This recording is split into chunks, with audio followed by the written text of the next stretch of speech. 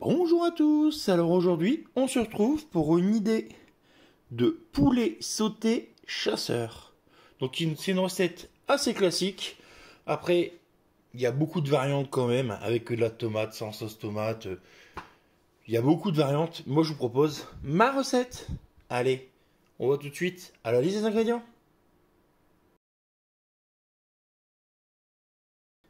Alors, il nous faut des cuisses de poulet. Donc nous on est 5, j'en ai pris 5. Il nous faut une échalote ciselée. Donc là, c'est une grosse échalote ciselée. Il nous faut 2 carottes épluchées, coupées en petits dés. Il nous faut 250 g de champignons.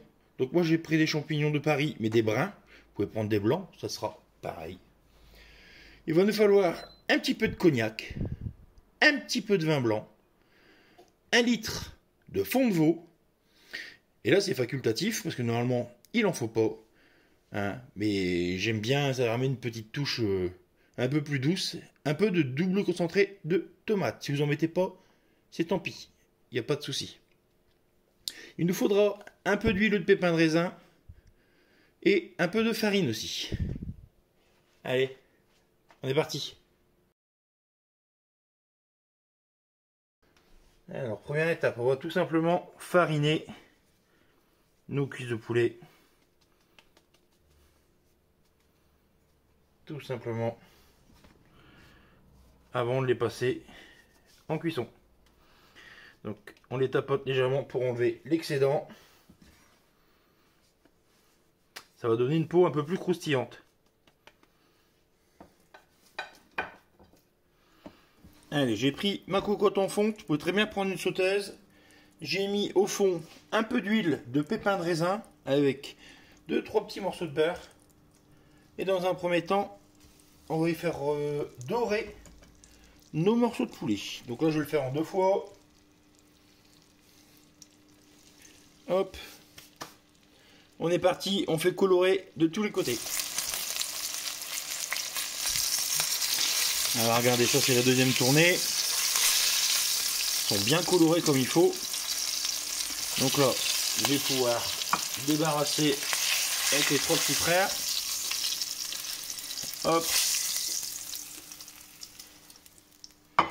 Là, ce que je vais faire, c'est que je vais dégraisser un petit peu quand même. Hop. On laisse juste un petit peu. Et là, on va y rajouter notre garniture. Donc, hop, notre échalote. Hop, nos carottes. Et on va faire revenir ça 2-3 minutes.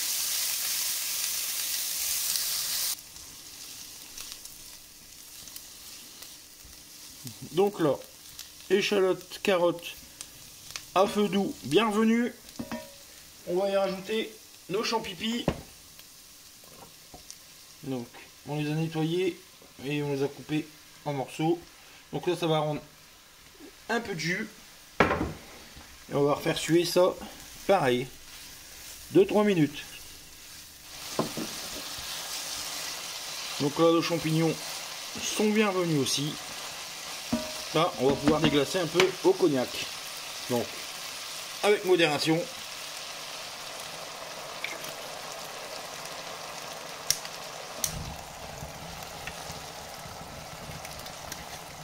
On fait flamber pour enlever l'alcool.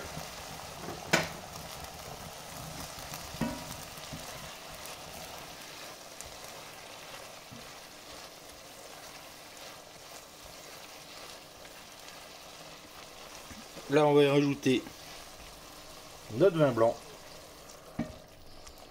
On va laisser réduire tranquillement. Alors, on va laisser réduire 2-3 minutes. À feu moyen. Notre vin blanc a déjà réduit. Donc, pas totalement. Hein, on ne veut pas l'enlever totalement. On veut que ça garde du goût. Donc là, à cette étape-là, je vais rajouter mon concentré de tomate. Donc, je vous ai dit, ça c'est pas obligatoire. Mais c'est parce que ça sera plus pratique de le faire là que de le faire une fois que les morceaux de poulet seront dedans. Donc là.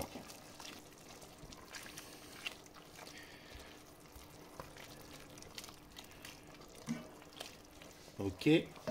Donc on va y rajouter notre fond de veau.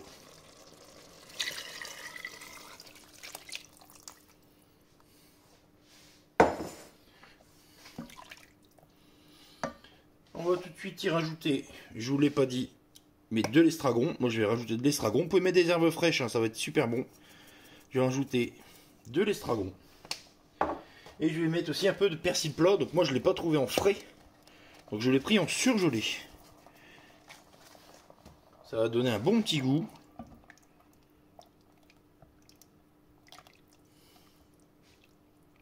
C'est parfait. Donc là, je vais enlever ça. Je vais reprendre mes morceaux de poulet. On va les plonger dedans. S'il manque un peu de fond de veau, on n'hésitera pas à rajouter avec un petit peu d'eau. Vous pouvez aussi, si vous aimez bien, rajouter du thym, du laurier. Moi, je suis pas trop fan du thym, du laurier. Je préfère l'estragon, ça ramène un meilleur goût.